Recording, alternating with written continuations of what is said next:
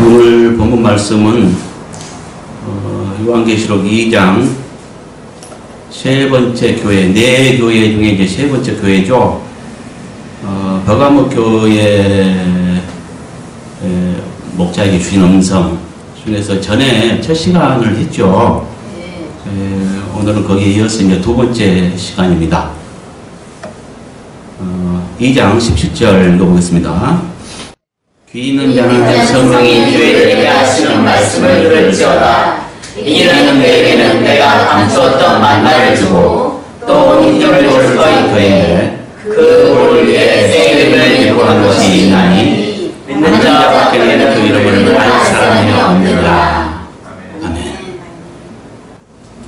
자, 이것을 원어를 정확성을 기하기 위해서 원어를 비교해 보면요, 이거는 이제 매번 반복된 건데 그래서 그냥 원어 찾지 않고 넘어가겠습니다. 네. 그러나 이 성령이는 하나님의 영이 이렇게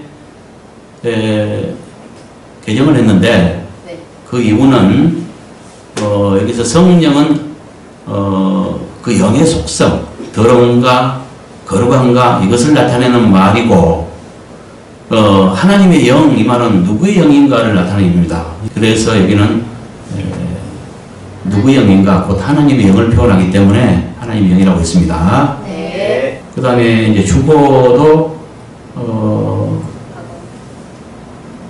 주객보로 했는데 여기도 과거시로 쓰여 있어요. 네. 한번 살짝 볼까요? 주보는 미래 시제죠? 네. 그러니까 주객보로 했습니다. 이것들을 깔끔하게 정리하면 이와 같습니다. 한번 읽어보겠습니다. 귀 있는 자는 하나님의 영이 교회들에게 하시는 말씀을 들을지어다. 이기는 그에게는 내가 감추어둔 만나를 주겠고 또 힘을 줄 터인데 그 돌 위에 새 이름을 예고한 것이 있나니 받는 자가 사랑해 그 이름을 알 사람이 없느니라. 아멘.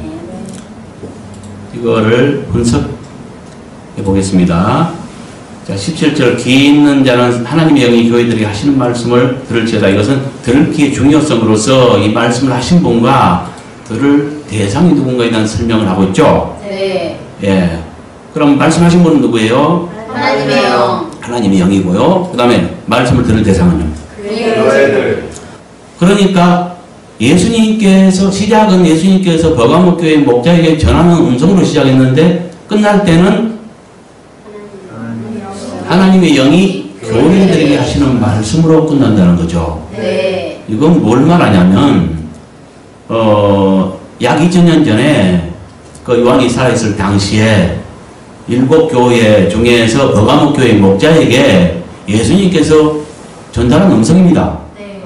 그러니까 실제 있었던 교회의 역사를 말하는데 이것은 대표성을 갖습니다. 그래서 그 교회에게 한 말씀이지만 교회에게 한 말씀으로 남아있지 않고 이것이 끝맺을 때는 항상 뭐냐면은 모든 교회들, 이 교회는 어느 시대만 존재하는 게 아니고 이 세상 끝날 때까지 존재하잖아요. 네. 어느 시대나 현재적으로 존재하는 합니다. 그러니까 어느 시대나 존재하는 그 교회들에게 하시는 말씀으로 끝을 맺는다는 거죠. 네. 뭘 말합니까? 그러니까 이걸 역사로 단순히 과거에 있었던 역사로 그거는 버가모 교회는 지리적으로 어쩌고 거기는 경제적으로 어쩌고 다 좋습니다만은 이거 설명하고 해서 과거사로 끝내버리면 아무 의미가 없는 거예요. 네. 여기 말씀은 그 7교회를 들어서 7교회는 대표성을 갖고 과거에 존재했던 7교회를 들어서 어느 시대나 존재하는 교회 문제를 다루셨고 그 교회의 행정 비밀을 드러내신 것입니다. 네. 그래서 2장 3장을 통해서 우리는 어떤 경우에는 책망하시고 어떤 경우에는 칭찬하시고 어떤 경우는 또 어떻게 처방하시고 이런 비밀을 다 알게 됩니다. 2장 3장을 통해서. 그야말로 현재적으로 언제나 존재하는, 지금 있는 일로 존재하는 교회의 문제를 그 비밀을 알 수 있다는 거죠. 그다음 말이죠. 네. 알겠죠? 네. 그러니까 우리에게 하신 말씀이라니까요. 네. 그 다음에 이기는 그에게는 내가 감추었던 만나를 주겠고 또 흰 돌을 줄 터인데, 여기까지는 버가모 교회와 같은 여건에서 이긴 자에게 보상으로 주실 두 가지가 무엇인가에 대한 설명, 이렇게 정했습니다. 네. 자, 보세요. 두아디라 교회 목자에게 전했는데 성령께서는 현재적으로 모든 교회들에게 말씀하시죠. 네. 그렇다면 어떻게 받아요, 우리는? 그러니까 여기서 이긴 자는 두아디라 교회와 같은 환경에서 이긴 우리, 네. 얘기하신 말씀이에요. 네. 그렇죠? 네. 예, 이렇게 해석합니다. 버가모 교회. 감사합니다. 그러면 두 가지 주실 보상이 뭐예요? 감추어둔 만나와 흰 돌이네요. 흰 돌이 뭐가니 이렇게 흰 돌을 준다 할까요? 만나는 알만하죠? 네. 과거에 그 이스라엘이 먹었던 만나. 네. 예. 근데 이것이 실제적인 의미를 깨닫기는 굉장히 어려워요. 어쩌면, 이제 성경에 여러 가지 비밀이 있는데, 그 중에서 계시록이 최고의 비밀을 가지고 있죠. 네. 너무너무 어려운 책이죠. 네. 근데 이제 계시록 중에서도 몇 가지, 한 5손가락 안에 꼽을 수 있는 하나의 비밀이에요. 그 중에 아마 최고 어렵다고 해도 틀리지 않아요. 그만큼 어렵습니다. 이거 이제 좀 이따 보기로 하고요. 이건 뭔 말이냐면은, 버가모 교회 같은 여건에서 이긴 자에게 보상으로 주신 두 가지 약속이 있는데, 그 약속은 감추인 만나와 흰 돌을 주겠다는 거죠. 네. 단순히 뭐 흰 돌 같으면은, 누가 이거 받으려고 욕심 되겠어요? 그렇죠? 네. 그 돌 위에 새 이름을 기록한 것이 있나니 받는 자밖에는 그 이름을 알 사람이 없느니라. 이건 뭔 말이에요? 보상으로 받을 두 가지 중 돌 위에 기록된 새 이름의 비밀을 알 사람이 누군가에 대한 설명을 하고 있죠. 네. 누구예요? 비밀을 알 자가? 받는 자. 네. 받는 자에는 아무도 모른대야. 예. 여러분 받았어요? 응? 어렵죠? 네. 이것들이 무슨 의미인가 한번 풀어가겠습니다. 이 두 개를 합하면 버가모 교회 같은 역에서 이긴 자에게 주실 보상과 그 비밀에 대한 설명을 하고 있다는 거죠. 네.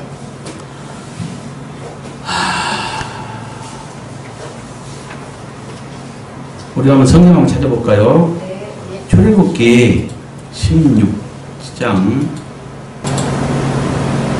한번 읽어봅시다.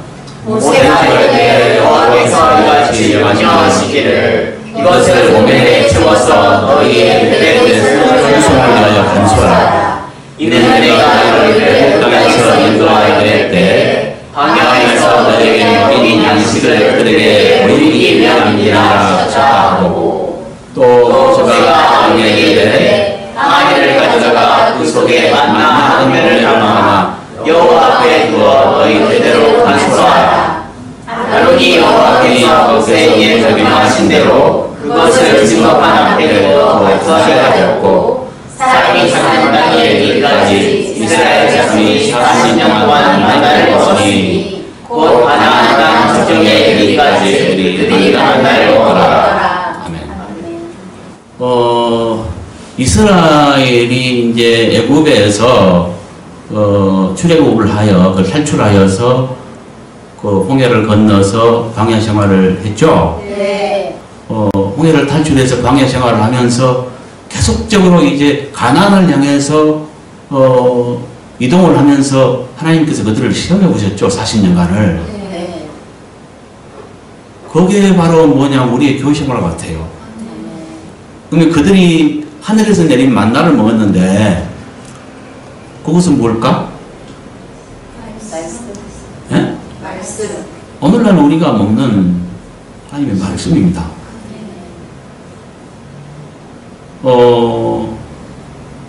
양식에는 두 종류가 있죠. 네. 썩는 양식이 있고 썩지 않는 양식이 있죠. 주님께서는 썩지 않는 양식을 위해서 일하라고 합니다. 썩지 않는 양식인 하늘로부터 내리는 하나님의 말씀, 진리, 이것이 바로 영생하는 양식이라는 거죠. 예. 이 만나를 하나님께서 모세에게 명해서 모세가 명을 받아 그 대사장으로 있던 아론에게 시켜서 이제 그 만나 한 호매를 이렇게 보관을 했어요. 그것이 감추인 만나입니다. 그러니까 이 만나는 이스라엘이 그 40년간 광야 생활, 지금으로 말하면 교회 생활하면서 먹었던 하늘 양식이죠. 하늘에서 내리는 하늘 양식인데 거기에 이제 한 호멜이라고 하는 것은 아주 적은 양, 하루 먹을 수 있는 양식을 말합니다. 이렇게 많은 양이 아니고 일용할 양식 이렇게 생각하시면 됩니다. 하루하루 일용할 양식, 이 적은 양, 이것을 그 만나 항아리에 담아가지고 법궤 속에 뒀죠. 감추었던 만나를 꺼내려면 어떻게 해야 되냐면 성막 안에 법궤 안에 항아리 안에 만나를 뒀으니까요. 우리가 따져보면 먼저 성막 구조는 뭐예요? 바깥뜰이 있죠?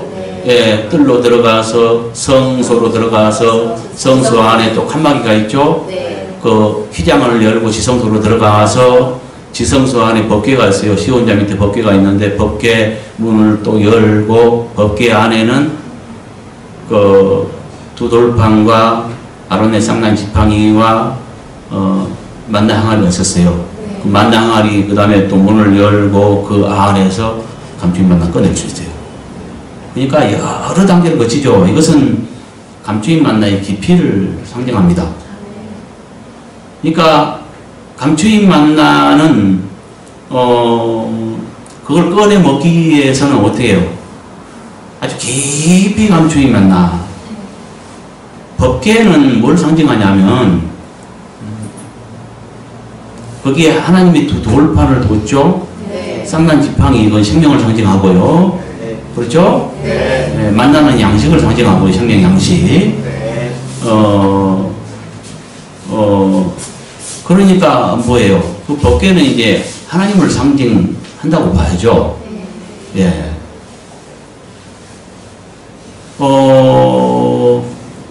그러니까 감추인 만나는 뭐냐면은 하늘 양식이고 그것이 깨달은 종들이, 깨달은 제자들과 사도들이 기록해서 오늘날 한 권의 성경이 됐죠.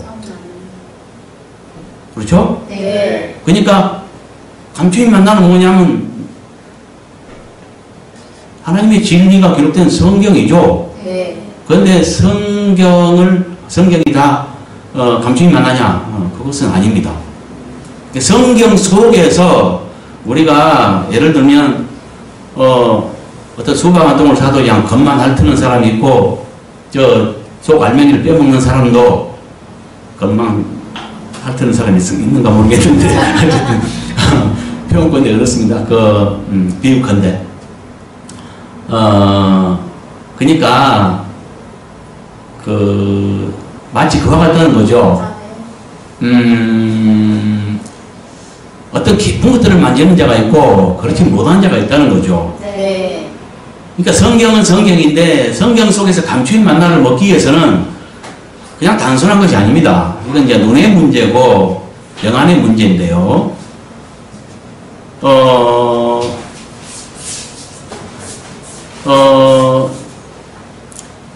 사도들이 쓴 성경, 똑같이 성경을 사용하고 있지만 감추인 만나를 빼먹기 위해서는 아까 그 성소 안에, 지성소 안에, 법궤 안에, 만나 항아리 안에 거기서 빼낸다 그랬죠?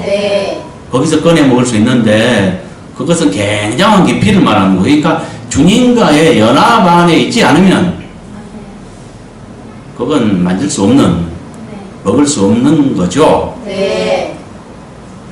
그러면 뭐예요? 이제 영의 눈을 떠야 되고요. 그 다음에 성경을 해석해도 수박 거달기식으로 아까 말했지만 거달기식으로 보는 사람들이 대부분이에요. 네. 심지어 성경을 여러분 가진 성경을 한번 열어보세요. 여러분이 가진 성경 여러 가지 종류의 성경이 있죠? 네. 거기에 제목들을 써놨는데 뭐라고 했습니까? 거기에 오병의 기적의 역사, 네. 또 바리메오가 눈뜬 사건, 네.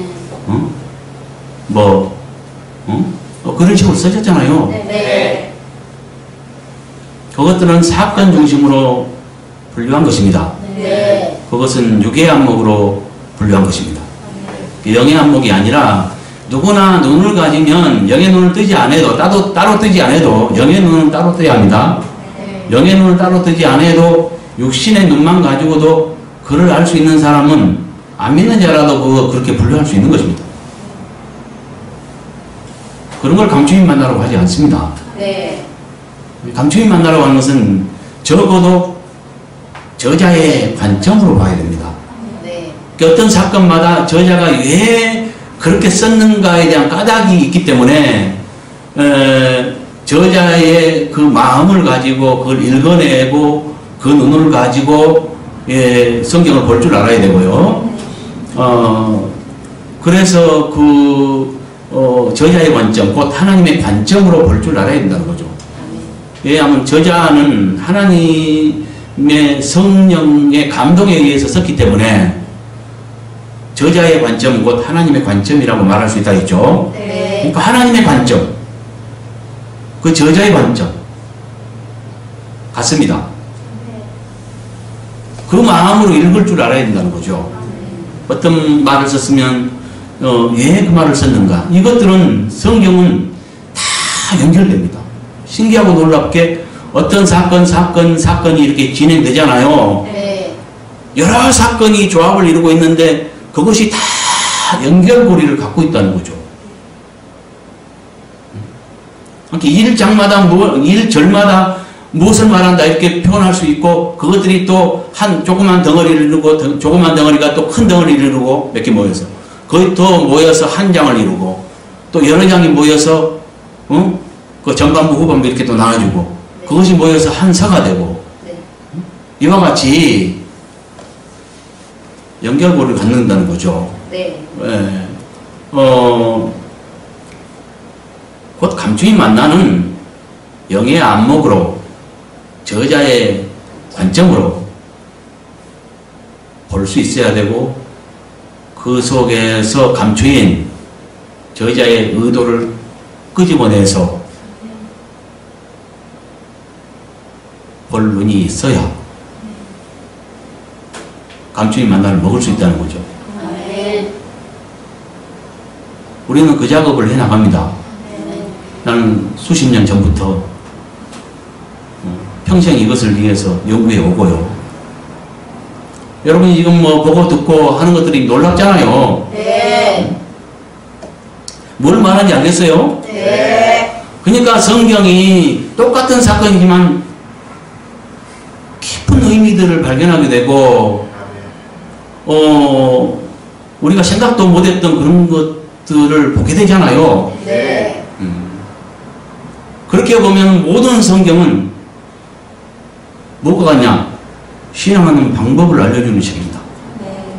우리가 그런 시각으로 보면 모든, 그러니까 하나님을 사랑하는 방법, 또 열매 맺는 방법, 이런 모든 방법들을 알려주고 있다니까요. 네. 하나님 사랑하는 방법은 뭐예요? 계명을 지키지 않는 자는 나를 사랑하지 않는 자다.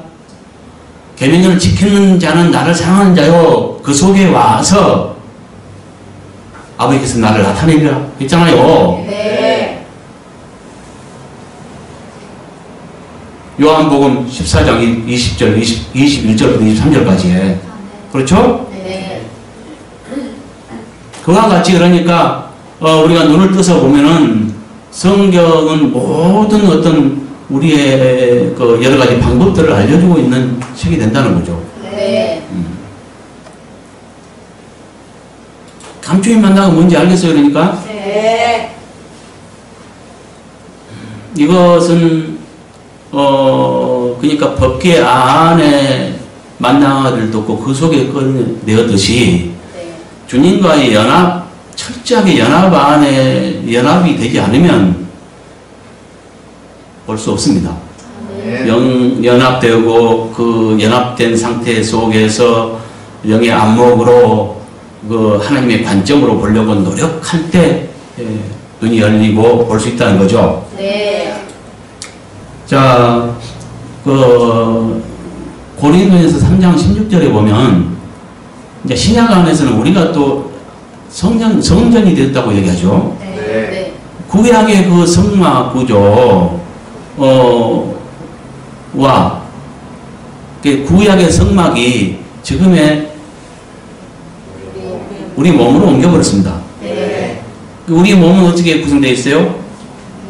육체와 영혼 뭐 둘로 나눌 수도 있고 이거 가지고 또 자꾸 싸우니까 이거 두 개를 자꾸 말해야 돼요. 육체와 영혼으로 나눌 수도 있고 육체와 영과 혼으로 나눌 수도 있어요. 네. 성전도 마찬가지예요. 네. 바깥들과 성전 이렇게 나눌 수도 있고 바깥들과 성소와 지성소 이렇게 나눌 수 있습니다. 네. 마찬가지죠. 네. 그러니까 바깥들은 우리 육체에 해당되고 성소는 우리의 혼에 해당되고 지성소는 우리 영에 해당된다는 거죠. 네. 그래서 우리가 육체의 사람이 되어서는 그건 뭐 어림도 없는 소리고요. 영적인 사람이 되어서 그러니까 영은 지성소가 따로 있고 지성소에 비든다 했죠. 네. 그 영 안에 우리 영 안에 주님 오십니다. 성소 안에 그 지성소 안에 법궤를 뒀듯이 우리의 영 안에 주님이 오신다니까요. 네. 그 오신 주님 안에 주님과 연합해서 주님 안으로 돌이켜서 주님과 연합되어서 주님 안에 있는 그 생명의 만나를 먹을 때 비로소 가능한 거죠. 네. 그러니까 감추인 만나는 뭐겠어요? 성경을 말하나 성경을 전파하는 모든 성경을 가르친다고 해서 전파된 모든 말씀이 감추인 만나는 아니라는 거죠. 네. 거기에 누룩을 제거하고 네. 오직 아버지의 입에서 나온 진리, 참 진리인 말씀의 의미를 깨닫고 말씀으로 행하고 말씀으로 교훈하고 이런 것만이 감추인 만나가 되지 않겠어요? 네. 그게 우리 영원한 양식이 되지 않겠어요? 네.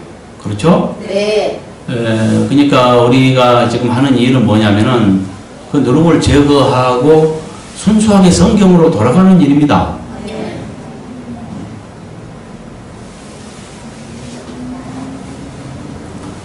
그 다음에 이제 흰 돌의 의미는 굉장히 좀 어렵죠. 이게,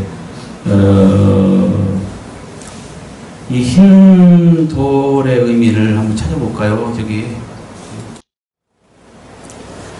흰 돌의 의미는, 흰색은 정결 같은 걸 뜻하고요. 네. 그 다음에 이제 돌은 원어적인 의미는 조약돌을 말합니다. 조약돌은 사람들이 만지어서 이렇게 둥글둥글하게 달한, 네. 예, 둥글게 다른 그 돌을 말하죠. 이 뜻이, 원어적인 뜻이, 법정에서의 함축적인 그 의미는 석방의 판정을 뜻하고, 네. 투표에서의 함축적인 의미는 지지의 표, 이런 걸 뜻한다는 거죠. 네. 그래서 이제 이것들을 의미를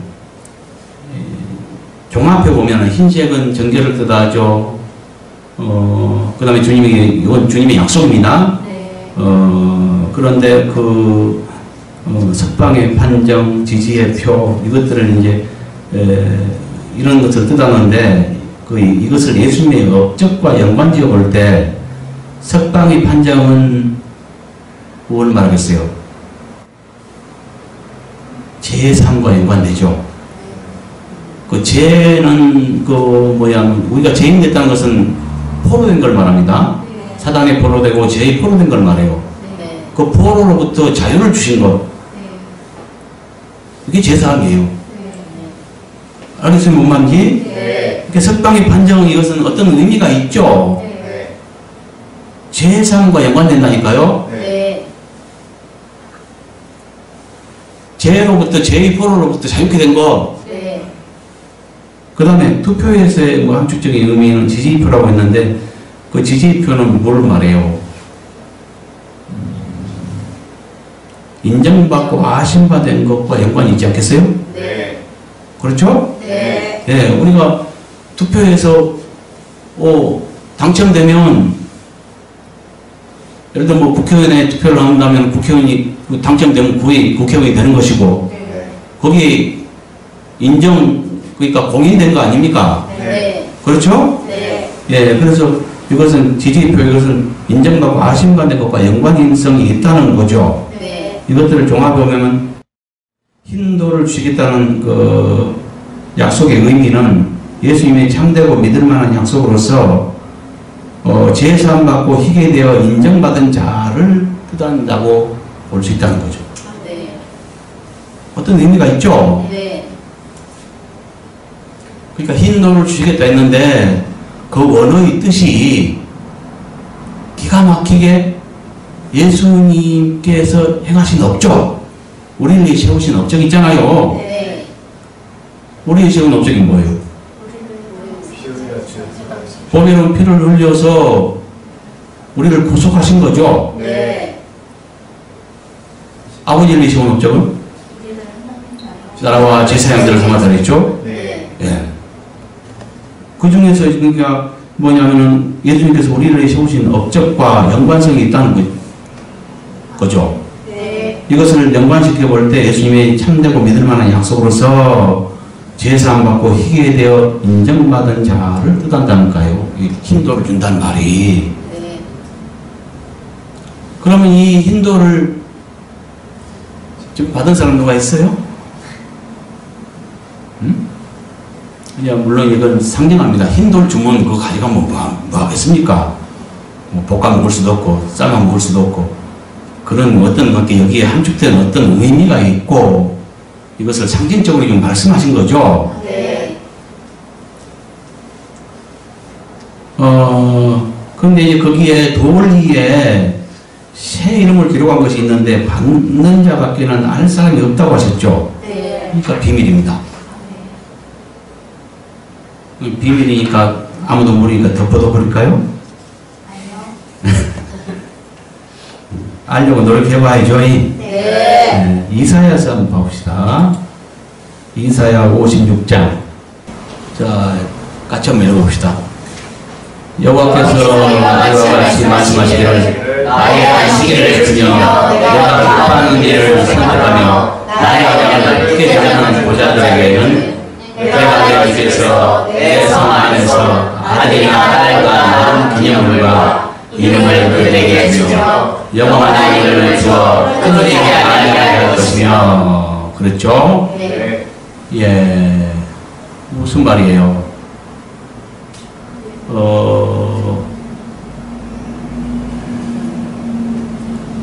여호와를 기뻐하는 일을 하며 그 언약을 굳게 붙잡는 고자들에게는 그 아들들과 딸들, 그러니까 자녀들보다 더 나은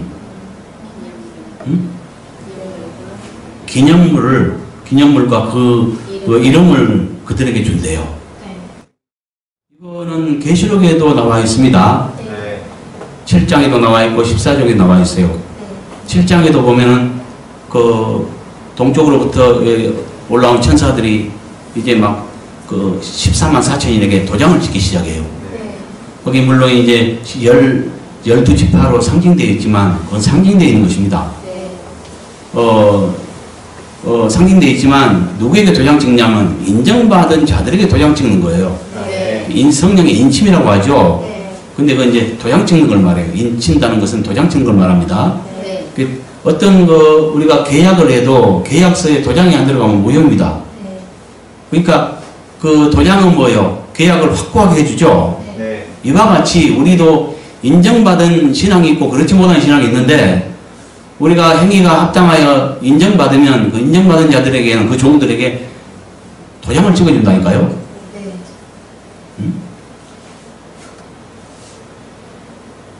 자 보세요. 아들이나 지금 성경적으로 상징적으로 지금 우리에게 이제 그 사람들 중에 두 자녀가 있죠. 하나님의 두 자녀. 네. 예, 아들로 비유된 자가 있고 딸로 비유된 자가 있는데 그 계시록 27장 7절을 보면 이긴 자들이 아버지의 그 모든 것들을 유산들을 상속받고 아들이 된다고 기록되어 있습니다. 네. 누가 받아요? 아들. 이긴 자가 받는데 그들이 아들이 된다고 했어요. 네. 그 말이 무슨 말이야? 그러니까 이긴 자가 천국 가는 거죠. 네. 아버지 유산 받는 자가 누구예요? 이긴 자. 네. 그렇다면 신앙에 패배자가 있을 거 아니에요. 네. 그러니까 두 종류가 있죠. 똑같이 신앙생활에도 이긴 자가 있고 신앙의 패배자가 있다는 거예요. 네. 그 이긴 자가 아들이 되는 거예요. 아멘. 그러면 딸 같은 신앙도 있겠네요. 네. 딸은 이렇게 연약한 여자를, 딸이나 여자는 연약한 자를 상징하고요. 네. 아들은 또 사내 아이 뭐 이런 것은 강한 자를 상징하고요. 그 강한 자는 이김의 조건이 됩니다. 네. 그렇겠죠? 네. 예. 그러니까 그러면 뭐예요? 하나님의 자녀도 분명히 똑같은 게 아니라 두 종류가 있다는 걸 알았습니다, 우리가. 네. 근데 계시록 14장을 보면 그 익은 곡식, 그러니까 곡식도 알곡을 말하죠. 쭉정이 말고 알곡들도 두 종류가 있다는 걸 알 수 있어요. 그렇죠? 네.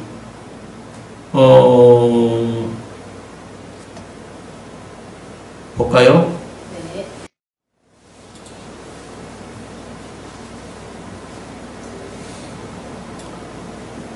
먼저 21장 7절을 찾아보고요.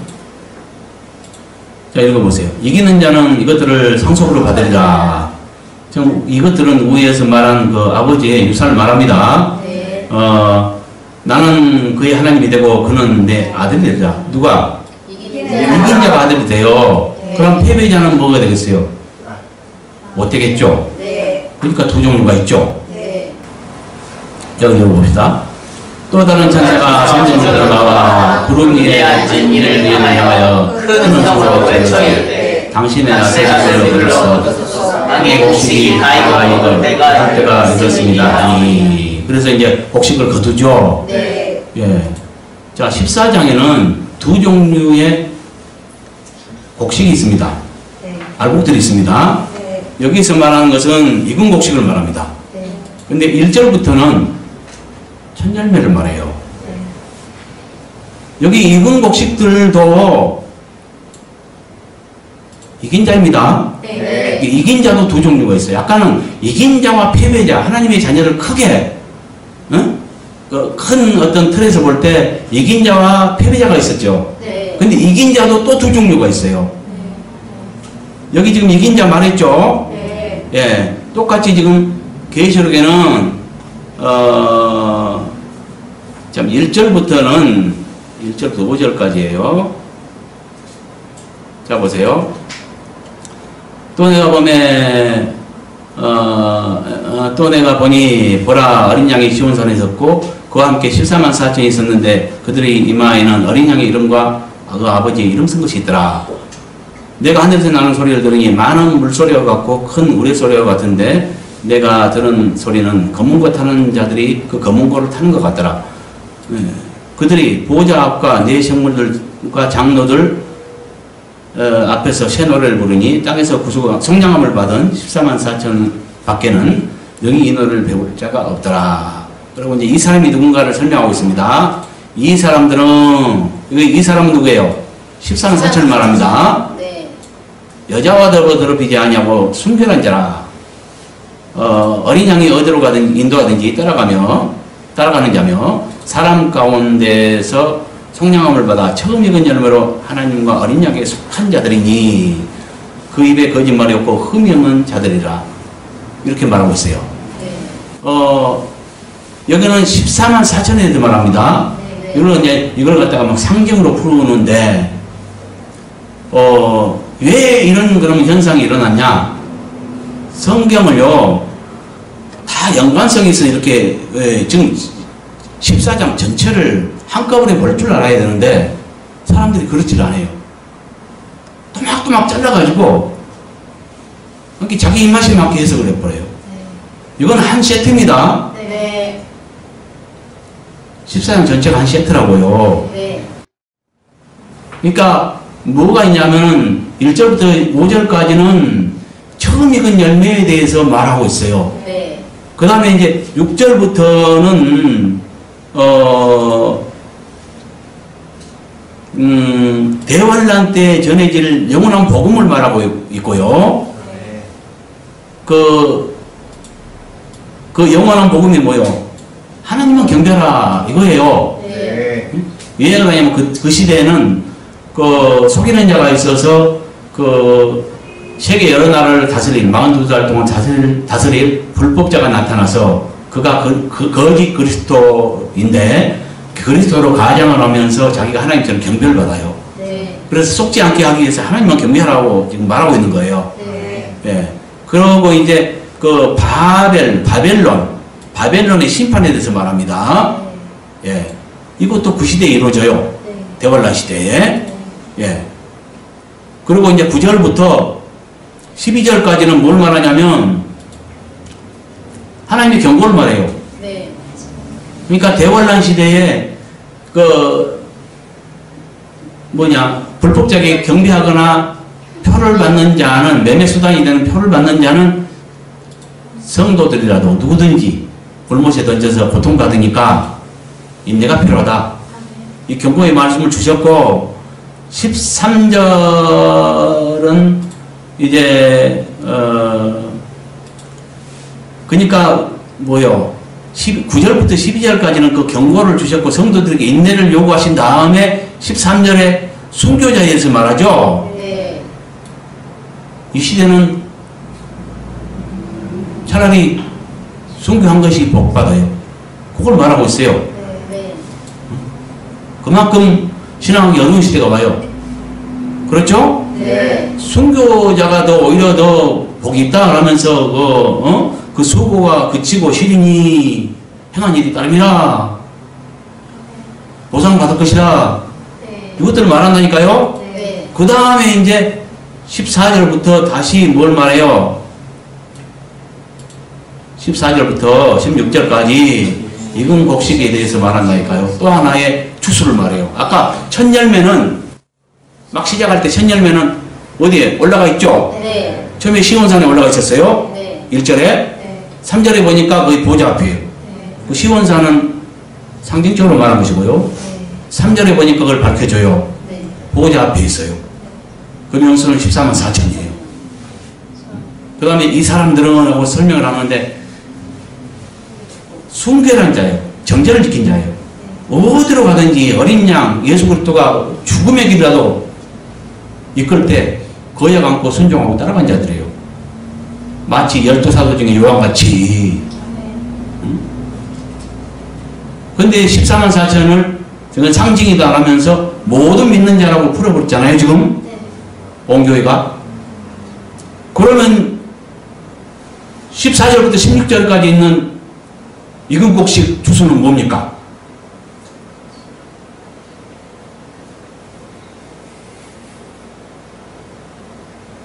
예? 이 사람들이 농사를 지어봤다면 농부들한테 좀 배울 필요가 있어요. 농사를 지어봤다면 이런 헛소리 안 해요.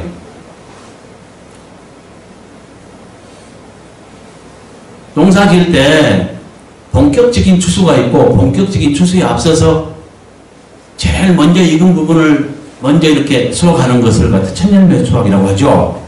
그걸 첫열매라고 하잖아요. 1절부터 5절까지는 그 첫열매예요. 하나님의 농사 중에 우리는 하나님의 농사인데 하나님께서 우리를 농사 짓고 계세요. 말씀의 씨를 뿌리고 성장케 하고 열매 맺게 하고. 근데 우리 하나님의 농사에서 이제 추수를 하는데 지금 14절부터 16절까지는 본격적인 추수, 이근복식토를 거두는 때예요. 네. 이건 대환란 끝에 이루어져요. 맨 끝에. 네. 그 다음에 대환란 전에 이루어진 추수가 있어요. 그걸 천년의 추수라고 하는데 그건 1절부터 5절까지 기록되어 있습니다. 네. 그 소수로서 목숨보다 주를 더 사랑하고 모든 법들을 지켜서 흠이 없는 자가 된 인정받은 처음 익은 열매. 예를 들어 말하면 우리 자식들로 말하면 큰아들 장자권. 네. 옛날부터 하나님께서는 첫것 이것은 다 하나님의 몫으로 정해놨어요. 그래 하나님께 속한 것이에요. 그거는 여기서 말하잖아요. 아까 4절 어제 읽어보니까 처음 익은 열매로서 하나님께 속한 자라고 얘기하잖아요. 네. 그 만물이라는 거죠. 만물. 네. 그렇죠? 네.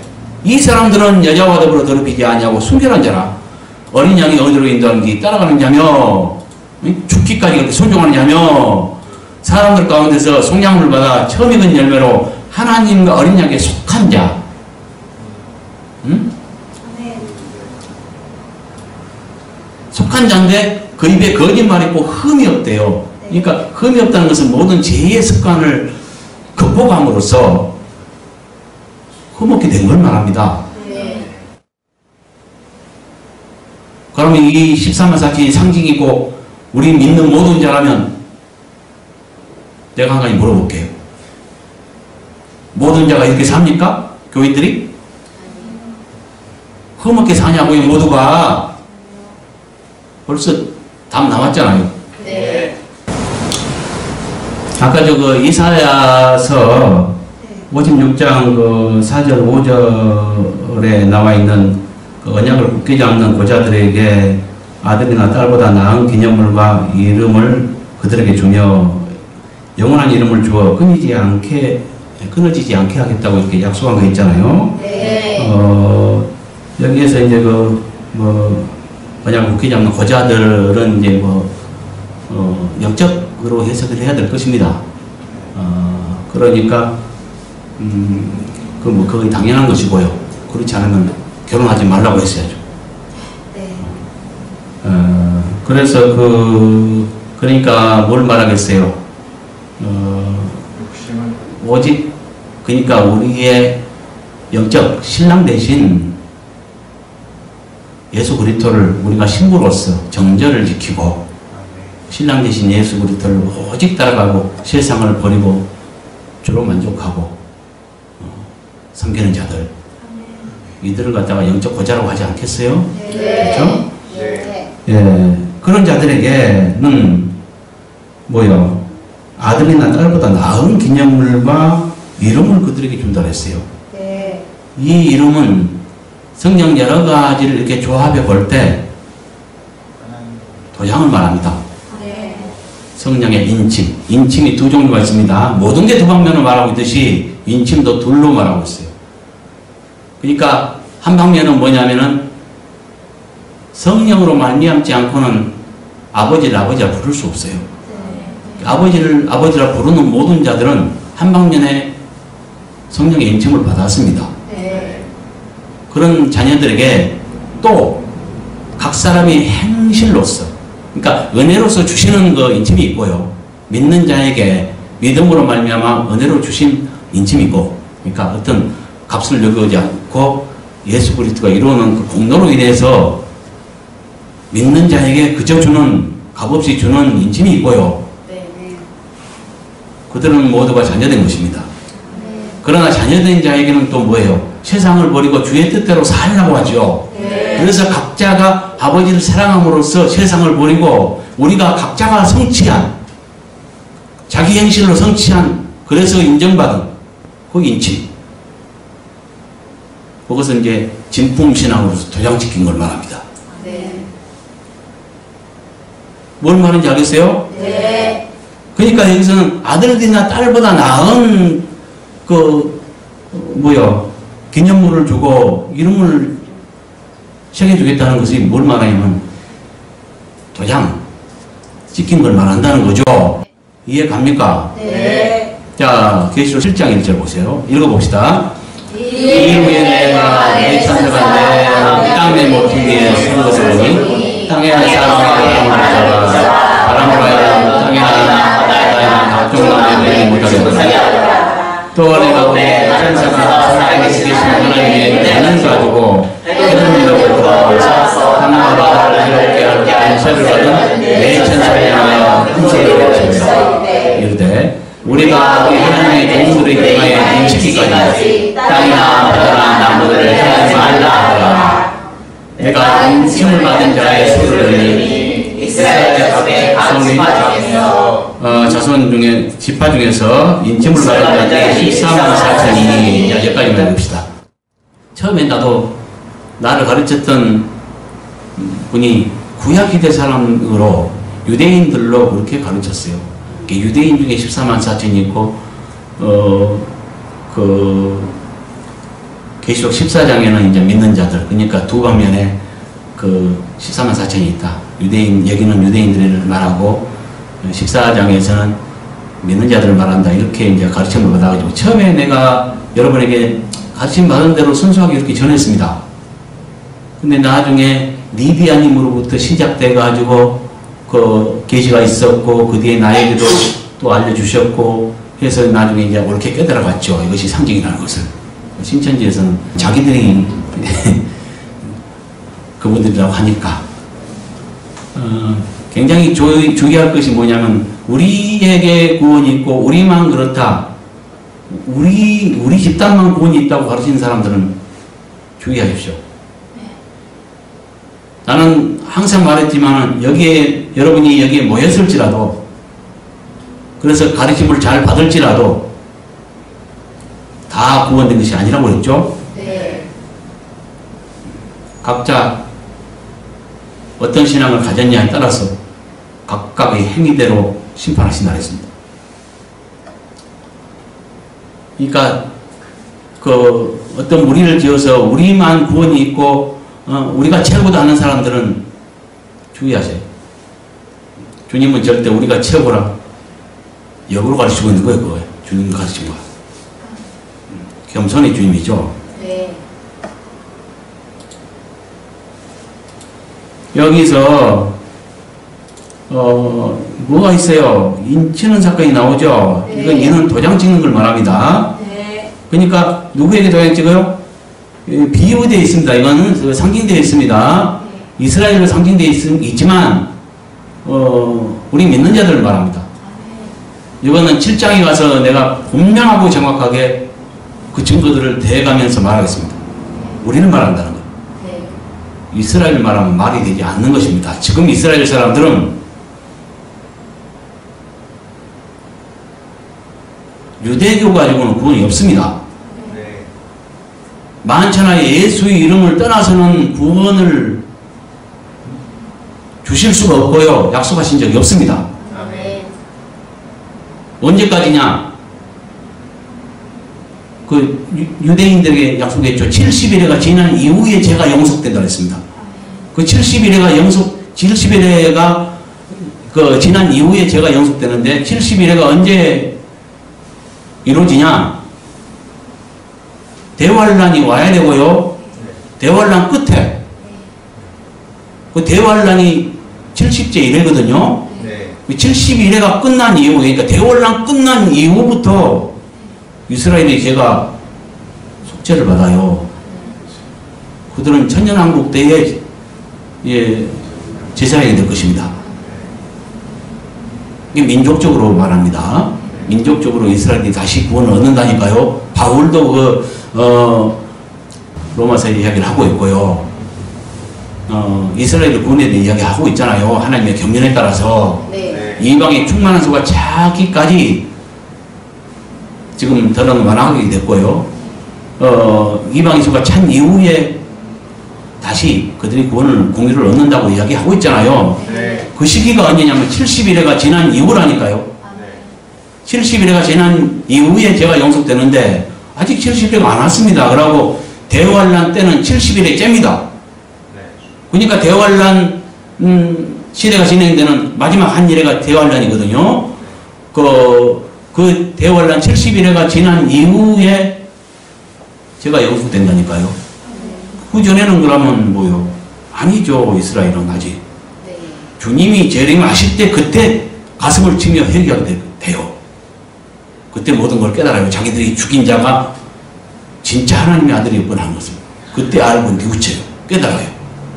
그 이후에 그러니까 하나님의 경륜에 의해서 정하신 법에 의해서 다시 이제 그 이스라엘이 천년왕국 때는 그 민족적으로 구원을 받는다니까요. 그러면 뭐예요? 이건 상징이죠. 그러니까 우리 믿는 자를 지금 12지파로 상징해서 말하고 있는 것입니다. 근데 여기 보면 뭐예요? 이 종들의 이마에 도장을 찍죠. 이 도장은 뭘 말하냐면 인정받은 자들에게 그 진품신앙을 갖다가 인정해서 이렇게 도장 찍는 걸 말하는데 이걸 성령의 이제 인침이라고 말하는데 아까도 말했죠. 이름을 준다 그랬죠. 새 이름을 이사야서에 자녀보다 나은 뭡니까 기념물을 주고 새 이름을 준다 그랬잖아요. 그의 새 이름은 도장 찍은 걸 말한다는 거죠. 여기서 이제 인침받은 사건이 나오죠. 인치는 사건이 나오고 계시록 14장을 보면은 아까 봤죠. 자, 어린 양이 시온산에 있었는데 그와 함께 14만 4천이 있었는데 그들의 이마에 어린 양의 이름과 아버지 이름 쓴 것이 있더라 그랬죠. 이게 뭘 말해요? 이 14만 4천은 아까 도장 찍는 사건이 7장에 나왔고 14장에 보니까는 어린 양의 이름과 아버지 이름이 있대요. 그러니까 이 도장을 해석해 준 겁니다. 여기서. 그렇죠? 7장에서는 도장 찍었고 진품신앙에 14장에서는 그 13 똑같은 동일한 14만 4천이에요. 여기 이제 도장을 해석해 준 거라는 거죠. 그 도장은 뭐요? 누구의 도장이 있어요? 어린 양의 이름과 아버지 이름. 이제 도장은 다 그 이름이 있잖아요. 주인에게. 예, 그래서 어린 양의 이름은 뭐예요? 그러면 예수 그리스도. 아버지 이름은 여호와. 그러면 여호와 예수 그리스도 이 이름이 있겠네요. 그 흰 돌에 새겨진 이름의 의미는 이거라는 거죠. 이해가십니까? 너무너무 어렵죠? 이게 너무 어려운 부분이에요.